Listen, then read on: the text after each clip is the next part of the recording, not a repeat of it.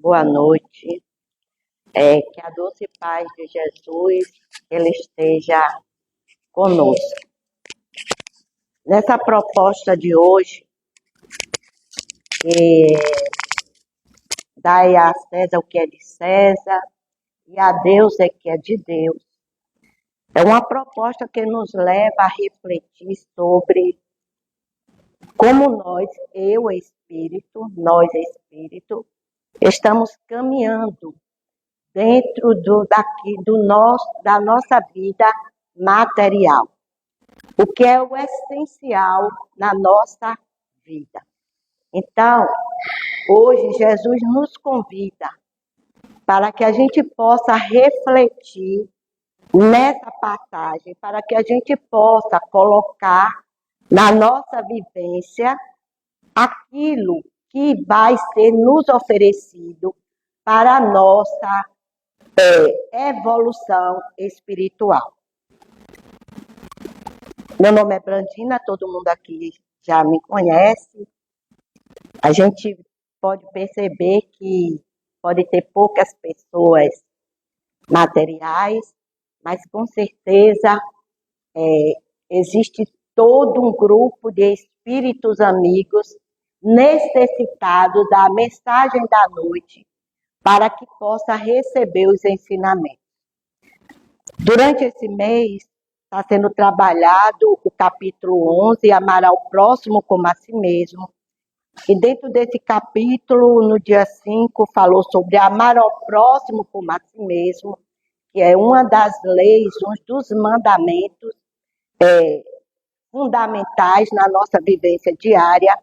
No dia 12, que foi a semana passada, falou-se sobre a lei do amor, que a lei do amor envolve a lei de justiça, de amor e de caridade. E hoje, com Silvio, um dos nossos colaboradores, a gente vai ouvir falar, dai a César o que é de César e dai a Deus o que é de Deus. Então que a gente possa, nessa noite, nessa reflexão, nos envolver naquilo que o Cristo, através da sua palavra, ele quer nos falar para a gente desenvolver em nós essa capacidade dessa lei de amor, dessa lei do próximo, e a gente saber o que é de César, ou seja, o que é do mundo e o que é de Deus, o que é essencial para eu, você, espírito. Então, vamos fechar os nossos olhos, elevarmos o nosso pensamento a Jesus e convidar ao Mestre que Ele esteja aqui conosco nesta bendita hora, que Ele possa estar ao nosso lado, através dos nossos mentores, guias e protetores, que eles possam nos fazer entender essa mensagem para cada um de nós. Nós vamos pedir ao Mestre dos Mestres, dizer a Ele que nós somos gratos por estarmos aqui e ouvir o seu Evangelho. Mas pedir também a Ele que Ele possa levar aos nossos irmãos, principalmente aqueles que se encontram nas trevas da ignorância, aqueles que ainda não bebem dessa água viva que é o Evangelho, para que eles possam encontrar corações amigos que levem até eles a mensagem do Evangelho do Mestre Jesus. Vamos pedir a Jesus que nessa noite Ele leve a todos os nossos irmãos que se encontram nos hospitais o lenitivo para as suas dores. Que o nosso Mestre Jesus, Ele leve a todas as cadeias públicas o lenitivo e o auxílio àqueles irmãos que não têm o direito de ver a luz do sol. Vamos pedir ao Mestre Jesus que Ele possa levar aos abrigos dos idosos a misericórdia do seu auxílio, para que todos aqueles nossos irmãos, eles possam ser envolvidos no seu amor. Nós te agradecemos, Jesus, pela oportunidade de estarmos aqui e agora, recebendo do teu pão, do teu alimento, para que possamos sermos instrumentos de ti. Pois tu nos dizes que nós somos as tuas mãos e os teus braços. Ajuda-nos, Jesus, para que possamos lhe ajudar de alguma forma naquilo que nós pudermos fazer a benefício próprio e dos nossos semelhantes. Amado Mestre Jesus, eu te peço, nós te pedimos que o Senhor possa dar a Silvio as intuições necessárias para que esta mensagem da noite possa servir de lição para ele mesmo e para cada um de nós que aqui nos encontramos. E assim, Senhor, sobre o teu olhar, sobre o teu abraço, nós damos por iniciado os nossos trabalhos desta noite, pedindo que fique conosco, que fique ao nosso lado e nos auxilie no nosso pensar, para que a gente possa nos envolver na mensagem de hoje. Que Jesus nos abençoe. E assim, meus irmãos, envolvidos nesse elo de amor e de luz, nós pedimos a Silvio que possa nos oferecer a mensagem e que os nossos irmãos que estão aqui do outro lado, eles possam também ser alimentados por essa palavra de amor e de luz. É com vocês.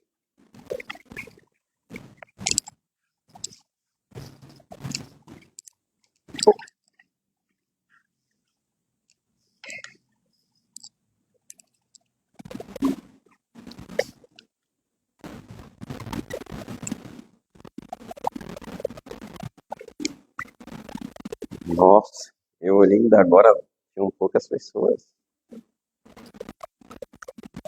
Buscai primeiro o reino de Deus e a sua justiça,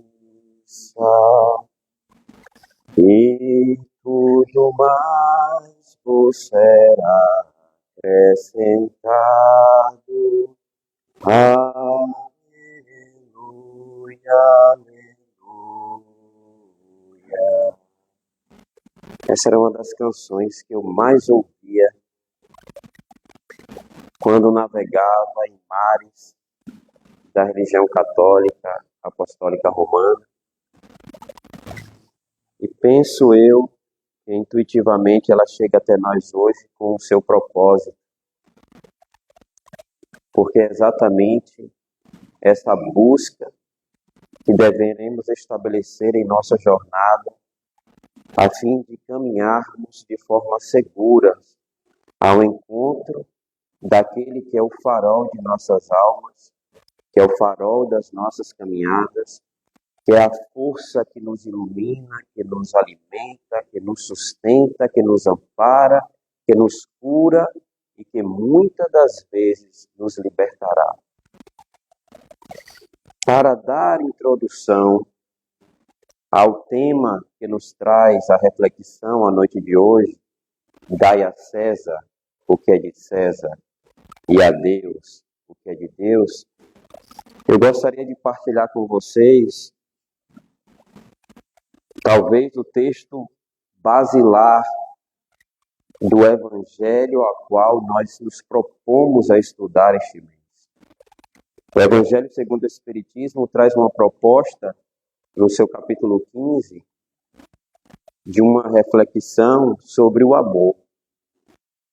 E ninguém falou tão bem sobre o amor e ninguém contribuiu tanto para esse tema quanto o apóstolo dos gentios.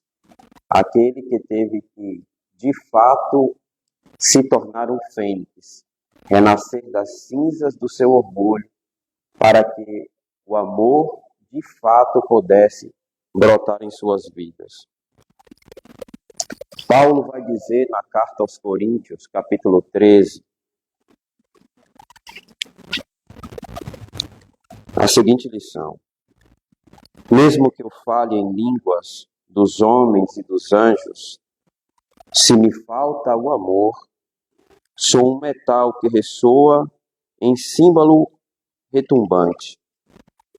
Mesmo que eu tenha o dom da profecia, o saber de todos os mistérios e de todo o conhecimento, mesmo que eu tenha a fé mais total, a que transporta montanhas, se me falta o amor, eu nada sou. Mesmo que distribua todos os meus bens aos famintos, mesmo que entregue o meu corpo às chamas, se me falta o amor, eu nada lucro com isso. O amor tem paciência, o amor é serviçal. Não é ciumento, não se pavoneia, não se incha de orgulho. Nada faz de inconveniente, nada procura o próprio interesse. Não se irrita, não guarda rancor, não se regozija com a injustiça, mas encontra a sua alegria na verdade. Ele tudo desculpa, tudo crê, tudo espera e tudo suporta. O amor nunca desaparece. As profecias serão abolidas. As línguas acabar-se-ão. O conhecimento também será abolido, pois o nosso conhecimento é limitado, e limitada também são as nossas profecias. Mas quando vier a perfeição, o que é limitado será abolido. Quando eu era criança, falava como criança, pensava como criança, raciocinava como criança. Agora vemos em espelho e de modo confuso. Agora, o meu conhecimento é limitado. Então, conhecerei como sou conhecido.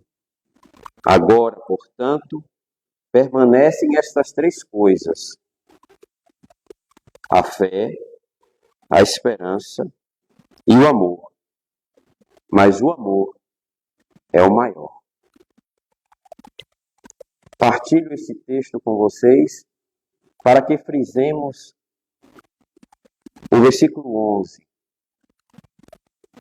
Quando eu era criança, eu falava como criança, pensava como criança e raciocinava como criança. Nós bem sabemos que na infância nós costumamos pedir e desejar que de imediato os nossos desejos sejam satisfeitos. E é bem assim que muitos de nós, e este que vos fala, às vezes, agora, um pouco mais esperto, ainda se pega tentando se relacionar com o nosso Pai. Eu peço e espero que Deus haja em meu favor, no cumprimento daquilo que eu estou desejoso. Entretanto, eis que há pouco mais de um século e meio, todos que aqui estão foram convidados a sair da infância. Fomos convidados a mudar de fase, a estabelecer agora um novo olhar para com esta relação. E é exatamente as bases e as orientações para este novo relacionar-se com Deus, que o Espiritismo chega às nossas vidas, para nos tirar da infância, para nos mostrar que, de fato, todas as profecias que fizemos em torno da nossa existência são limitadas, como nos ensina Paulo. E que, em cima dessa limitação, que é as nossas próprias escolhas e as nossas próprias profecias, se estabelece aquilo que é maior. E aquilo que é maior se chama amor de Deus. Não mais um Deus humano, velho, de pés descalços, sentado no trono, satisfazendo os meus desejos infantis.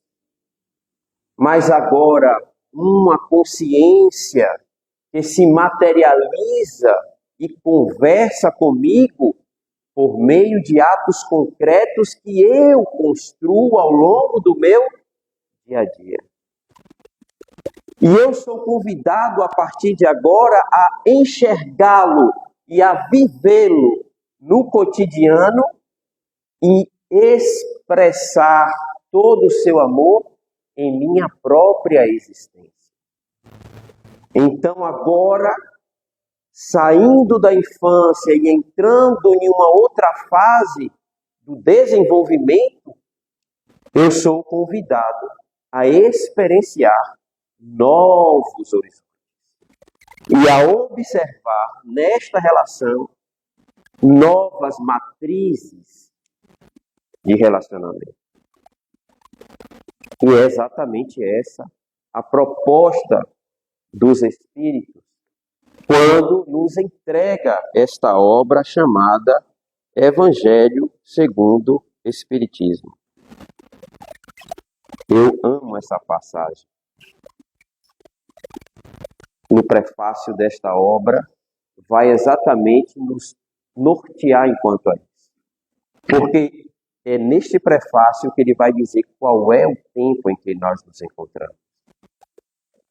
Diz o Espírito de verdade: os Espíritos do Senhor, que são as virtudes do céu, qual imenso exército, se movimentam ao receber as ordens do seu comando, espalham-se por toda a superfície da terra e, semelhante às estrelas cadentes, vêm iluminar os caminhos e abrir os olhos aos cegos. Eu vos digo, em verdade, que são chegados os tempos e que todas as coisas devem ser restabelecidas no seu verdadeiro sentido, para dissipar as trevas, confundir os orgulhosos e glorificar os justos. Este é o tempo do Espírito. E vocês são? Este é o nosso tempo. É chegado a nossa hora. Bateu-se a nossa porta o grande mensageiro, o próprio Evangelho encarnado na figura materializada de Jesus Cristo. E trouxe consigo palavra de vida e de vida eterna que nos dias de hoje ecoam em nossos ouvidos, aquecem os nossos corações e transformam as nossas vidas. E agora, não mais crianças, somos convidados nesta noite a nos deparar diante de um dos seus mais belos e simples ensinamentos. Por quê?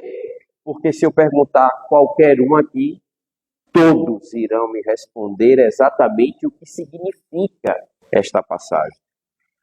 Entretanto, nós ainda olhamos para ela com o olhar de crianças que fomos. E a doutrina dos Espíritos e o convite que a espiritualidade nos faz hoje é para ampliarmos um pouco mais os nossos horizontes. Todos aqui, acredito eu, conhecem a passagem que motiva o encontro dessa noite. Entretanto, se faz necessário rememorarmos o contexto a qual ela se passou. No Evangelho segundo o Espiritismo, Kardec utilizou as referências de Mateus e fez uma ressalva às referências de Marcos. Entretanto, dentre os 4 evangelhos, nós iremos encontrar esta mesma passagem em Lucas, Mateus e Marcos. E a passagem que eu quero partilhar com vocês, a narrativa que eu quero partilhar com vocês é a narrativa de Lucas. Porque, embora Mateus estivesse envolvido nessa história, penso eu que a narrativa de Lucas traz elementos outros que nos auxiliarão no desenvolver deste momento aqui de partilha ao qual nós nos encontramos. E Lucas vai dizer o seguinte: observando, enviaram emissários subornados,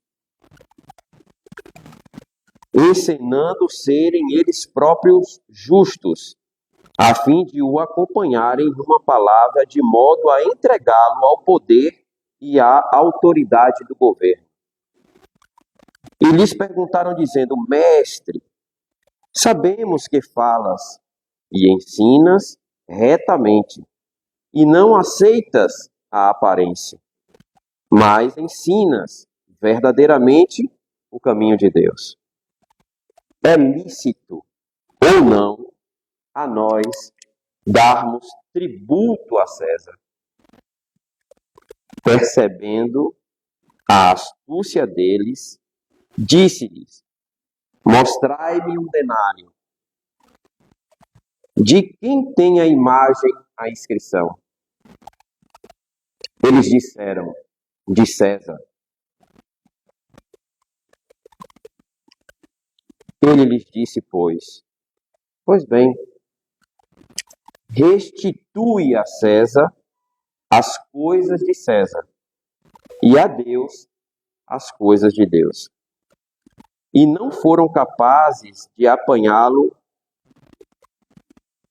em alguma palavra diante do povo, maravilhados com a resposta deles, se afastaram. Essas pessoas foram ao encontro de Jesus mediante um debate que havia estabelecido, onde Jesus estava respondendo a inúmeras perguntas. E eles já foram com uma intenção de pegá-lo em uma falha. E já foram pagos para isso. A contribuição que Marcos e Mateus fazem nesse texto é que, explicitamente, eles citam que os grupamentos que fizeram este movimento eram chamados herodianos e os saduceus. Os saduceus pertenciam à classe dos sacerdotes, cuidavam da religião. E os herodianos cuidavam dos interesses de Roma e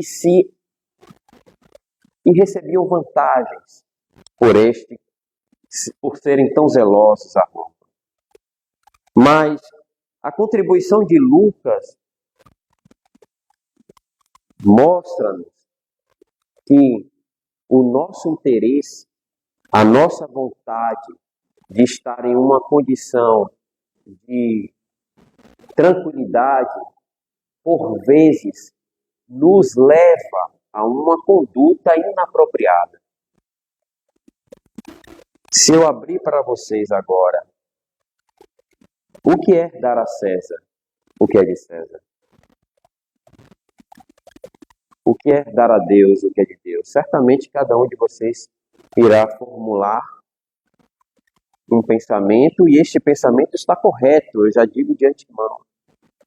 Por quê? Porque nos foi ensinado que essa passagem era uma observância entre duas autoridades. A autoridade de César, que representa o mundo, a governança, a sociedade, as leis imperativas, as leis que são exercidas no nosso cotidiano, e a de Deus, com toda a sua bondade, com toda a sua justiça, com todo o seu amor, nos convidando a uma prática fraterna. Não é mais ou menos isso que está aí no olhar e na mente de cada um de vocês? Essa dualidade de poder, ao longo da nossa história, foi o que matriciou toda a nossa forma de se relacionar com a autoridade civil e de se relacionar com a autoridade divina. Ora, se eu me relaciono com a autoridade civil praticando as obras civis ou comungando com a forma cultural a qual esta civilidade me empurra a exercer, eu sou benquisto nela. Entretanto, se eu também pratico as obras de caridade, dou o meu dízimo, faço as minhas ofertas, faço a minha caridade, eu também comungo com a lei divina. O fato é que é meio curioso. Em algum momento dessa jornada, de tentar se relacionar com um ou com o outro, haverá um choque, haverá um cisma. Aonde haverá esse cisma? As leis de Deus necessariamente não estão estabelecidas na lei civil. Basta olharmos, e sem fazer nenhum tipo de crítica ou tomar partido, basta olharmos para os estados onde, no globo terrestre, a lei de aborto é aplicada. A lei de pena de morte é exercida. Um exemplo sutil. Está em comunhão com essa lei de Deus? Sendo Deus que é amor e que preza pela vida? Entendem? Essa dualidade vai se estabelecer em nossa jornada. E a prática de Jesus, o ensinamento de Jesus é exatamente fazer com que nós, vivendo no status civil de espíritos encarnados, sejamos capazes de introduzir nesta civilidade as leis de Deus. Somente nós seremos capazes de transmutar uma lei civil corrupta em uma lei civil fraterna. Somente por nós isso se estabelecerá. Somente através das nossas escolhas, a nova Jerusalém pregada no Apocalipse irá fazer morada no planeta Terra. Nós somos instrumentos importantíssimos nesta pedagogia, neste planejamento de Deus para com a nossa casa, para com cada um de nós. Se Deus estabeleceu morada em mim, em você, logo, Ele também estabelecerá morada aonde nós estivermos. Basta apenas que o meu eu o exteriorize, o expresse, o coloque à mostra. Mas o convite de hoje é a gente olhar um pouco além.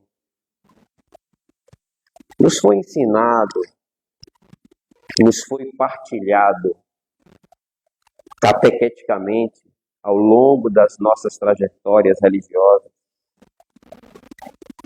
que nós fomos feitos à imagem e semelhança de Gênesis capítulo 1, versículo 27. Jesus, naquele episódio, pergunta ao Herodiano de quem é a imagem da moeda. E eles respondem: a esfinge é de. A inscrição é de. Você é a imagem de. E qual é a inscrição que está em você? Vocês sabem? Sabem. Sabem. A inscrição que está em cada um de nós é a lei de Deus. Quem nos ensinou isso? A doutrina dos Espíritos, questão 621. Ele nos ensinou um pouco mais. Na questão 625, ele vai perguntar: tá, se a lei de Deus jaz na minha consciência, se a lei de Deus chegou à minha memória e à minha lembrança por meio de algumas pessoas, quem é o modelo a qual mais puramente essa lei chegou até nós? Eles vão dizer: vede Jesus. Olha como as coisas vão ganhar uma outra conotação.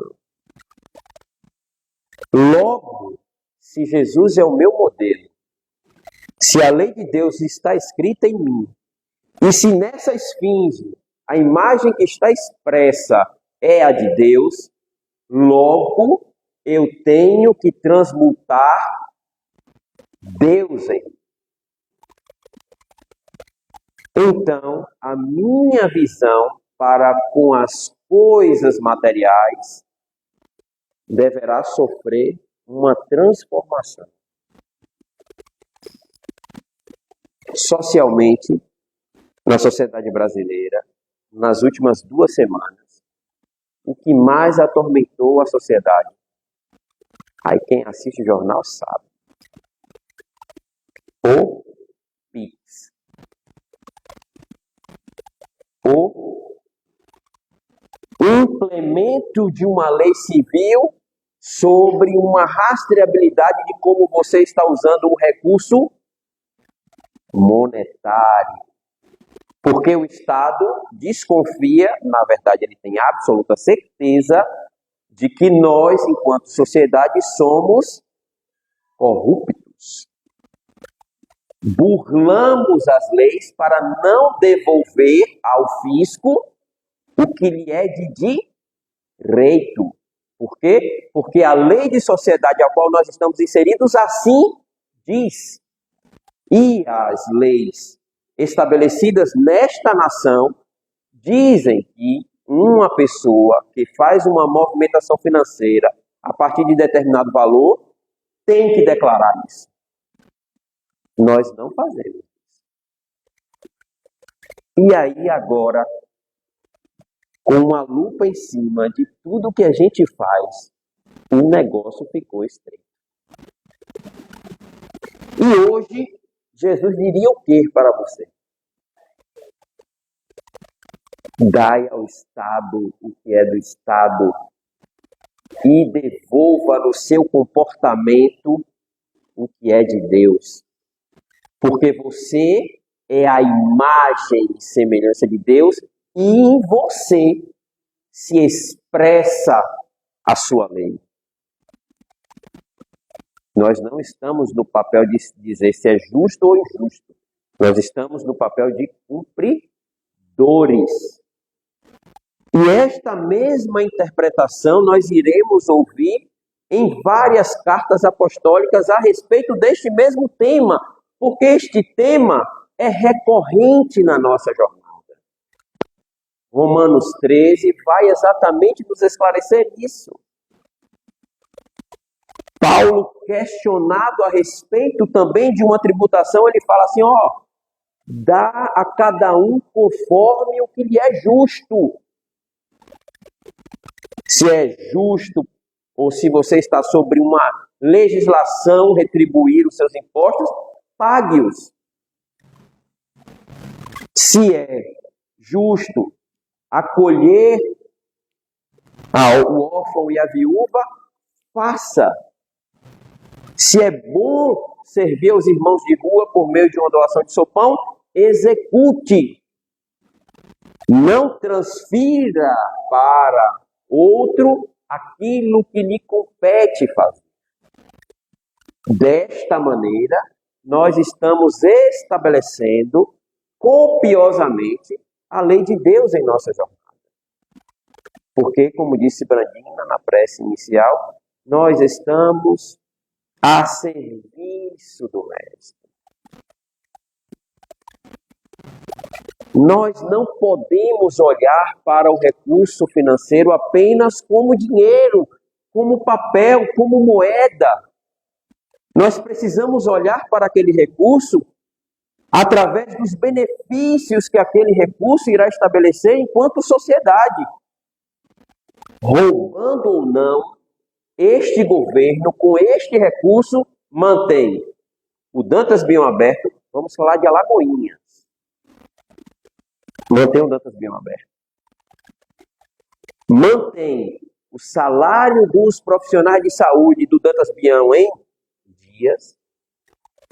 Mantém o pagamento e a compra de todos os insumos necessários para estabelecer a estrutura física, biológica daqueles que estão em busca do serviço.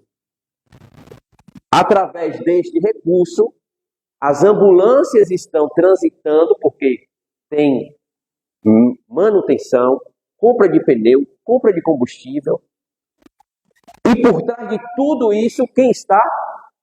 A figura humana. Ou seja, a sua contribuição não está impactando no bem-estar ou no fanfarrão dos políticos, não apenas. Isso também, infelizmente. Mas nós vamos chegar mais lá. Está transformando vidas.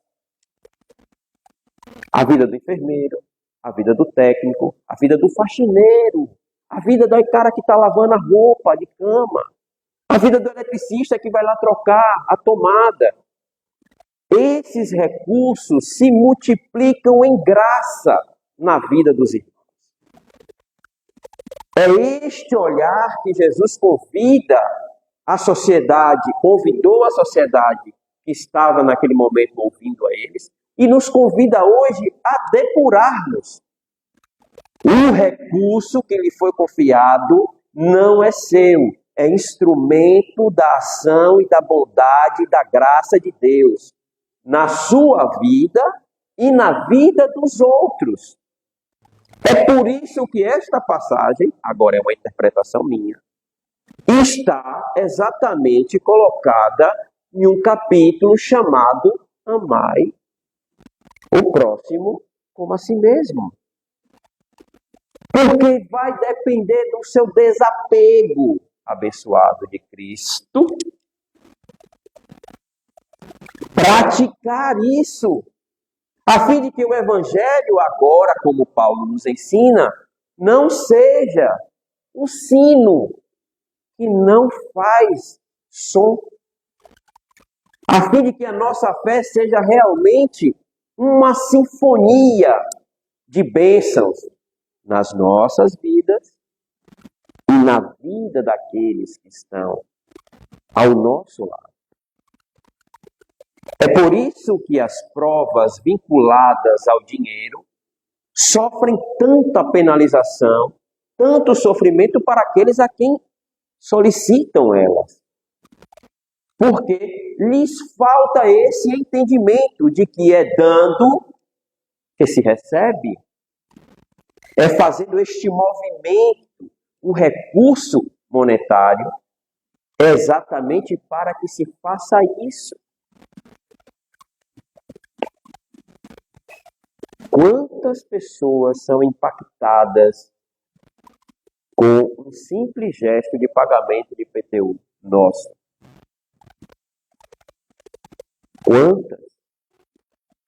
E por que ainda, enquanto sociedade, buscamos, após receber uma multa infracionária, buscamos, rapaz, você conhece alguém que trabalha na CNTT? Rapaz, eu preciso tirar a multa. Isso não é cristão. Me desculpe. Eu estou falando isso para mim mesmo também, porque eu já fiz isso. Isso não é cristão, criatura. E somente olhando para este texto é que herodiano safado, hipócrita, como ele fala em Marcos, hipócrita. Você diz que me serve e faz isso.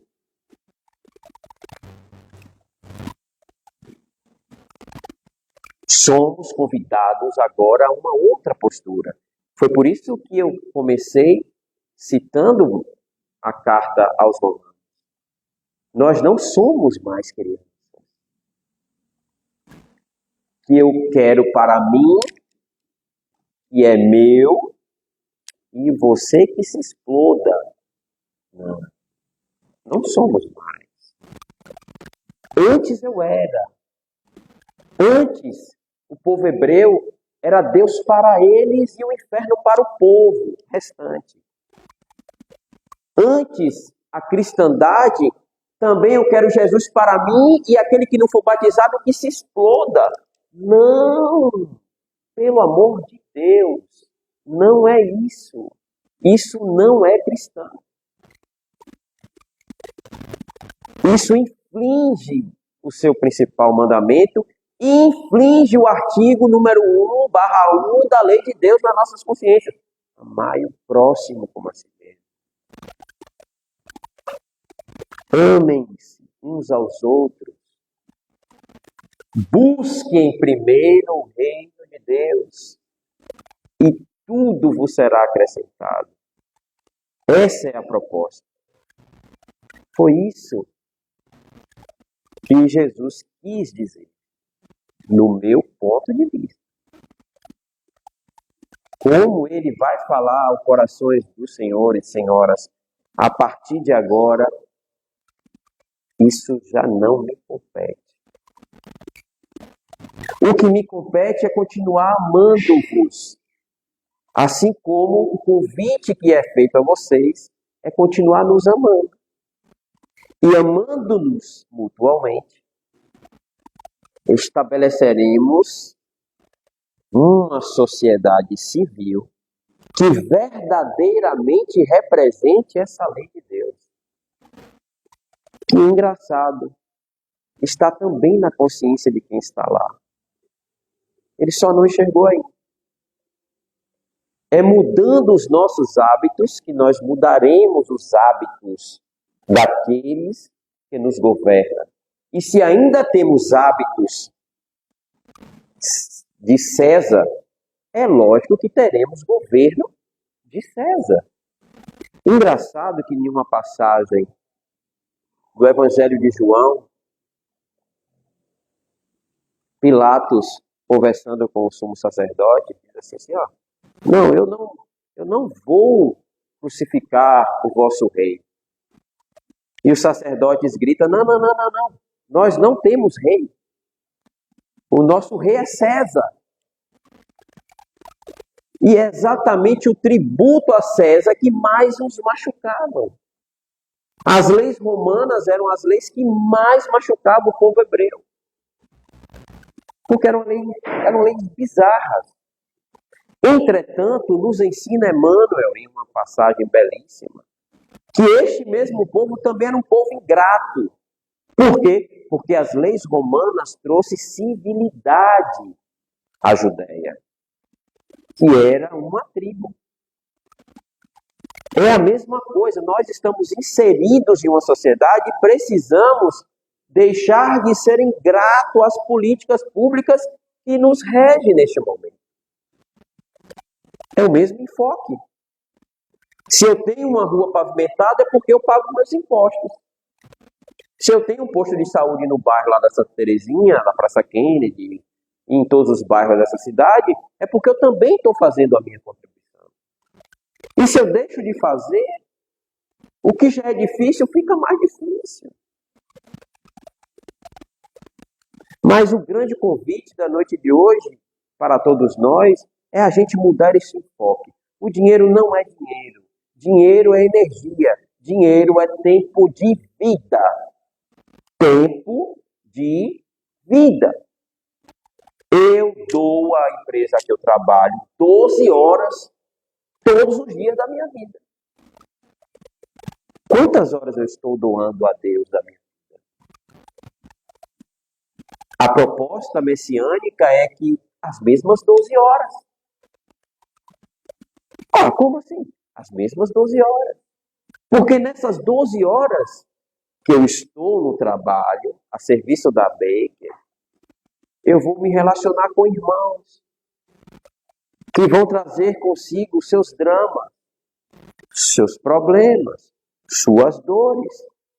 Nós iremos estabelecer conexão por meio do verbo, vínculos afetivos.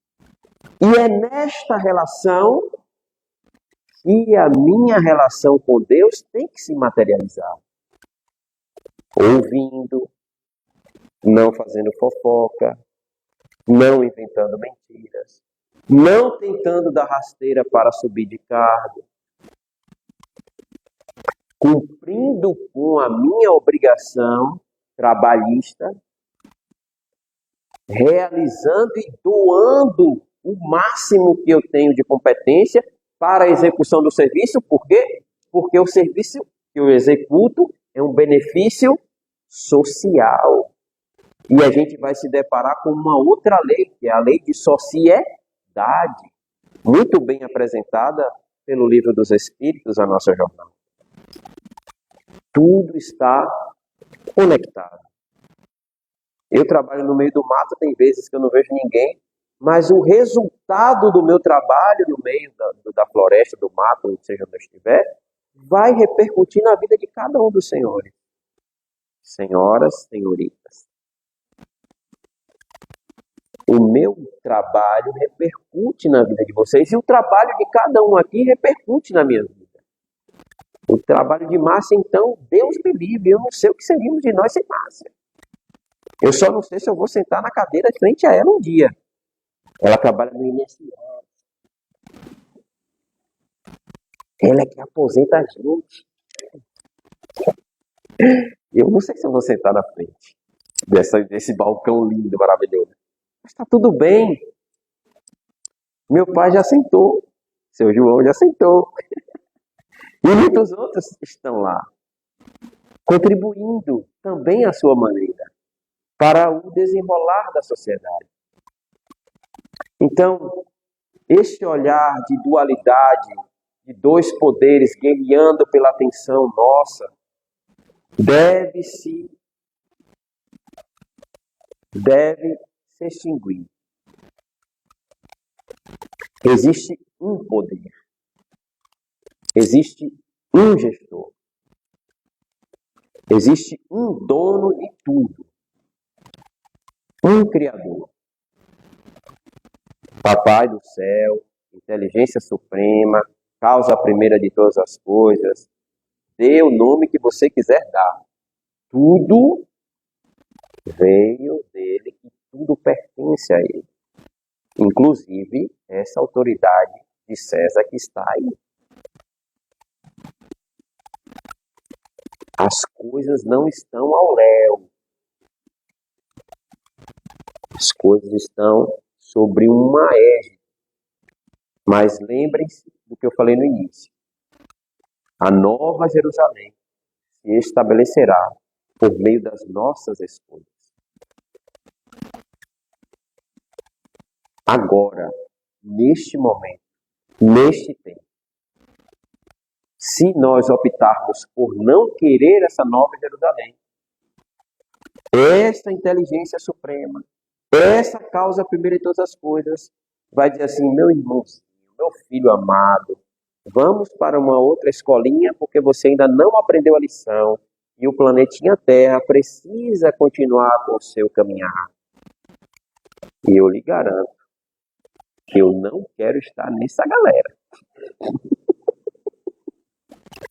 Então, junte-se a nós. Tentem implementar o Evangelho no dia a dia. Junte-se a nós. Experimentem viver Jesus neste dia a dia. Junte-se a nós. Estabeleça em tentativas copiosas de refazer, e fazer de novo, e fazer novamente, e mais uma vez, como um atleta que vai treinando até atingir o seu ápice evolutivo, nós iremos fazer mediante os ensinamentos do Evangelho. Eu acho que era isso que eu tinha dito. Tomara a Deus que eu tenha atingido o objetivo da noite de hoje. Obrigado pela caridade que vocês fizeram para comigo em nos ouvir. Obrigado por estarem aqui hoje. Obrigado por nós sermos irmãos de jornada neste tempo. Muito, muito obrigado. Porque no dia de hoje, amorosamente, estamos em Cristo. Muito obrigado e até a próxima.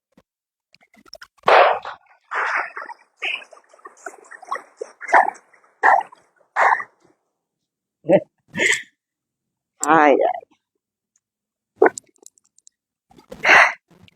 ai. Diante do exposto, né? Fica difícil a gente não ter vergonha de si mesmo, né? Da gente saber qual o tamanho do Evangelho, né? Bem verdade que aqui são os ensinamentos morais do Cristo. Mas vê como é um livro assim, tão pequenininho, né? Quantas vezes a gente lê e relê. Aí a gente tem dentro de nós o conhecimento da mensagem, mas às vezes não tem o entendimento daquilo que Jesus quer falar conosco. A gente não abre o nosso entendimento para Jesus falar com cada um de nós. Porque a mensagem dele é o próprio Jesus falando com cada um de nós. Ele sabe que cada um de nós está no seu momento evolutivo. Mas ele também sabe que cada um de nós tem condição de compreender a sua mensagem de amor. Então é isso que Jesus nos convida, para que a gente conheça, mas que a gente busque o entendimento daquilo que Jesus quer com cada um de nós. E a gente coloque na nossa vivência diária aquilo que é o mandamento maior. Amar a Deus sobre todas as coisas e ao próximo como a si mesmo. E tem uma passagem, eu não lembro bem, que Jesus diz: eu vou deixar o último mandamento, que é amar, que vocês se amem uns aos outros. Então, obrigado, Jesus. Obrigado, amado Mestre, por nos amar tanto. É com tanto amor que Ele cuida de cada um de nós. Então, que nossas mentes, você vê que convite lindo Jesus fez para que nós estivéssemos aqui. Então, que Ele, obrigado, Mestre Jesus, por esse cuidado, por esse amor imenso por cada um de nós. Então, que nós levemos essa mensagem, mas não só essa, mas todas as mensagens que Ele tem falado diariamente com cada um. Que todas as vezes que a gente abra o Evangelho, ou abra a Bíblia, ou uma mensagem que nos chegue às mãos, mas que a gente veja a figura do Mestre, ou a figura do anjo da guarda, ou de um amigo espiritual que ora e vela por nós. Porque é alguém que nos ama muito, que vai estar ali naquela mensagem, naquele amigo que nos dá um conselho. Então, é isso que Jesus espera de nós, que a gente possa amar a si mesmo, amar o outro, para poder amar a Deus. Porque nós não podemos amar a Deus sem amar o outro e sem amar a si mesmo. Então, vamos para a segunda parte dos nossos trabalhos da noite. Rogando a espiritualidade amiga, essa espiritualidade que está aqui nesse momento presente, para que eles possam se colocar aos nossos lados por este momento do passe. Então, que nós possamos, aqueles que se sentirem à vontade, se sentar de uma forma melhor, fechar os olhos e mentalizar, visualizar a figura do nosso mestre ao seu lado. Imagine que o mestre Jesus, ele está de mãos estendidas sobre a sua cabeça, derramando fluidos de saúde, de paz e de muita harmonia. Então, vamos para o momento do passe neste momento.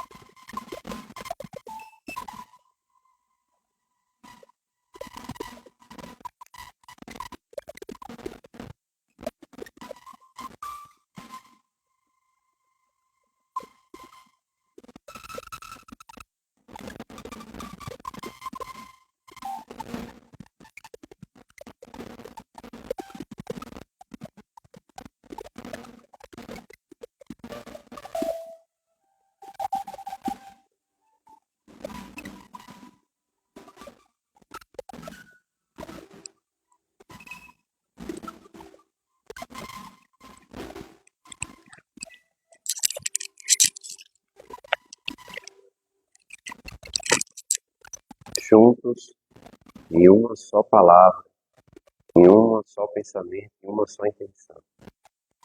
Pai nosso, que estais nos céus, santificado seja o vosso nome. Venha a nós o vosso reino. Seja feita a vossa vontade, assim na terra como no céu. O pão nosso de cada dia dai-nos hoje. Perdoa as nossas ofensas, como nós perdoamos a quem nos tem ofendido. Não nos deixes cair em tentações, mas livrai-nos de todo o mal. Amém. Que a graça e a paz de Deus, nosso Pai, que o amor e a comunhão com Jesus, nosso modelo e guia, e que a ação benéfica dos fluidos espirituais possam ser derramados sobre cada um de vós esta semana, a fim de que sejam exemplos vivos do Evangelho e do amor de Deus enviados à sociedade. Que assim seja. Amém.